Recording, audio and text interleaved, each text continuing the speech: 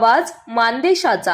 कराड शहरामध्ये एक भीषण अपघाताची घटना घडली। शहरातील स्वर्गीय वेणुताई चव्हाण उपजिल्हा रुग्णालय ते आंबेडकर चौक या मार्गावर दुचाकी आणि बोलेरो गाडीचा भीषण अपघात झालाय। अपघातानंतर भरधाव वेगात असणारी बोलेरो गाडी थेट तरुणीच्या अंगावरून गेलीये। तरुणी चारही चाकाखाली आल्याने गंभीर जखमी झालीये।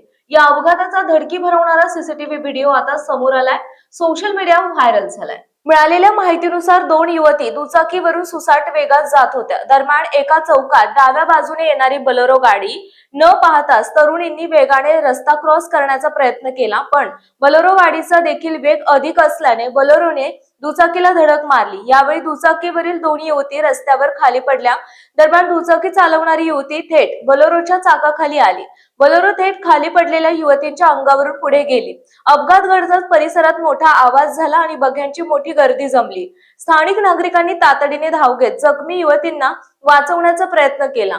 दोन्ही युवती या अपघातात गंभीर जखमी झाल्या असून त्यांच्यावर सध्या कृष्णा हॉस्पिटल येथे अतिदक्षता विभागात उपचार सुरू आहेत। हा संपूर्ण अपघात परिसरातील एका सीसीटीव्ही कॅमेऱ्यात कैद झाला। ज्या वेगाने ही बोलेरो गाडी युवतींच्या अंगावरून गेली ते पाहून उपस्थित नागरिकही हादरून गेले होते। या घटनेची माहिती मिळताच कराड पोलिसांनी घटनास्थळी धाव घेतली। पोलीस या प्रकरणी गुन्हा दाखल करण्याची प्रक्रिया करत असून अधिक तपास सुरू आहे।